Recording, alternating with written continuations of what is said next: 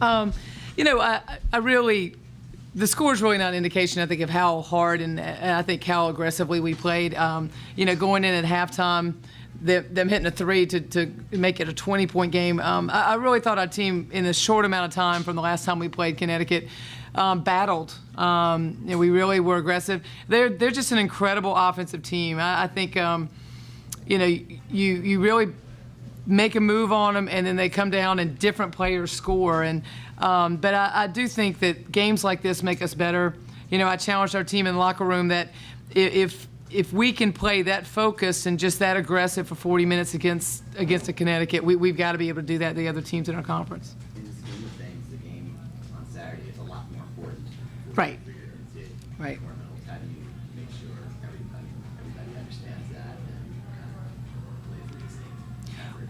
Well, I feel like that our players are proud that they did come back in a short amount of time and competed today. So hopefully that we can put that kind of confidence in. And, you know, we're right in it. I mean, we're not out, you know, our goals of making the NCAA tournament are still right there. And you know, we've got to make sure that this season's winding down. We've got to stay focused and play that aggressive against Tulsa. After the first UConn game, she didn't play as well, and you didn't play well the next game either. Right. Was any of that a lingering effect, or did you see it? Was there no real correlation? You know, you have to ask the players. I really don't know. I mean, I think that was a tough trip to go up there and play at UConn for the first time, and then, you know, terrible weather and bust down there, and there's a lot of reasons. But, you know, we just didn't get it done in the second game. And I think that hopefully we learned our lesson. That was a bad loss for us, and hopefully we learned our lesson. And this team has done a really nice job of bouncing back after a loss through the season, and I hope that this will be another one. And Courtney, just tell me about today. I guess kind of competing and battling. When you had a lot going against y'all, and especially some of the shots you contributed as well. Well, I think it all started in practice. We've been working hard, trying to stay focused, and then when we got on the court, coach said we need to compete, and so Danielle was hitting shots. We were getting inside out, where everyone's just hitting shots, and teammates found me on some shots, and just worked hard. We're trying to compete. Making so many of your initial shots as a team from 3-point range, how did that fire y'all up? And the crowd, of course, was very into it.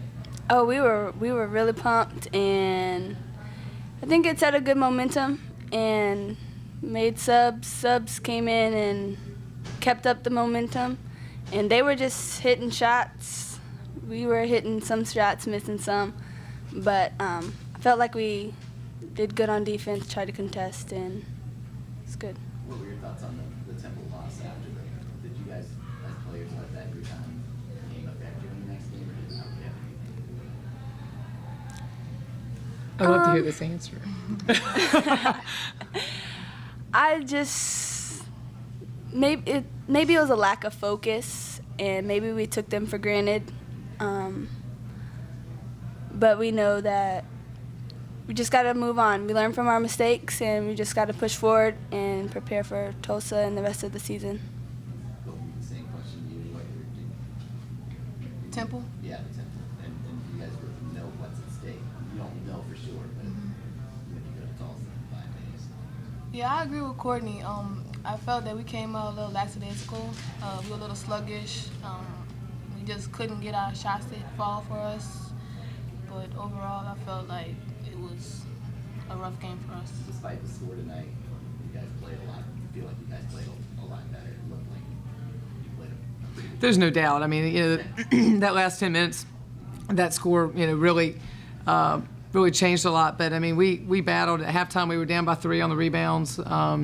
You know, I thought defensively some of our rotations were really good. They just made some shots, and you know, you've got to play a team at that level. You gotta give them some things and take some things away. And I thought we did execute our game plan on taking some things away. And I was really proud that, you know, our players were out there and not backing down. I mean, you look at Courtney taking it at him, you know, at the half, and you know, Colby kept us in that first half with her rebounding. And you know, these are young players that are going out there playing against the #1 team in the country, and really didn't look intimidated. So I think that really shows a lot of what this team's like.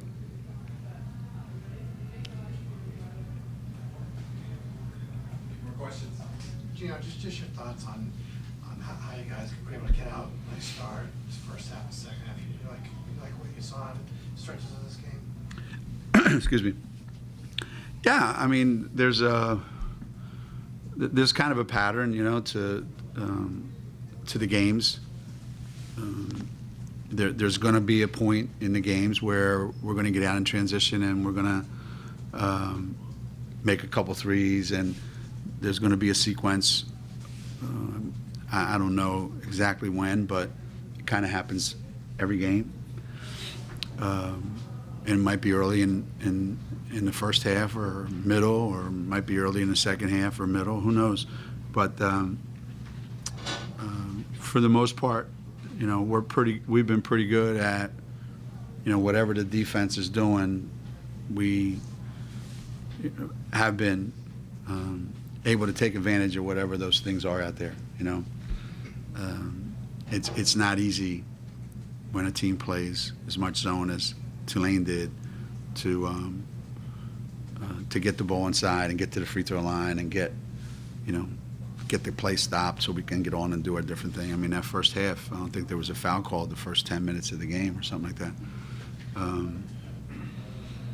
So yeah, I like the way the game ended. I love the way we started the second half. It's been, as I said, it's been a pattern, and today was the same way. Senior days are always sentimental for a lot of reasons. Saturday's setting up big now because you got a chance to clinch the conference title on Saturday, and Tulane is only 4 points away from scoring 2,000. Make the day even more monumental than usual. Yeah, I mean, all senior nights are good. They're all important, and it's always a special night at Connecticut. By the time you get to be a senior in our program, you've probably been through a lot of great things, and you've experienced things that a lot of college players never get a chance to experience. Obviously the difference is that it won't be, it's not the last game to be played. But in one sense, it's a way to celebrate. That building's been their home. Kia and Kalina's, it's been their home for the last 4 years, and they've won a lot of games there. They've celebrated a lot of great moments there, and I hope Saturday is everything that it should be for those two and for their parents. 8 steals from Mariah. He had 8 assists and no turnovers from John. Really like those two players. Yeah, I mean, yeah, the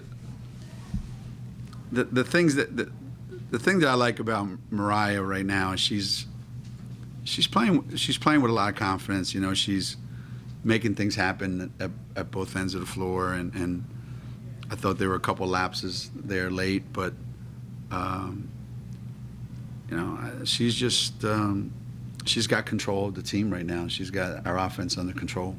She knows exactly who's where and when and what we need to do.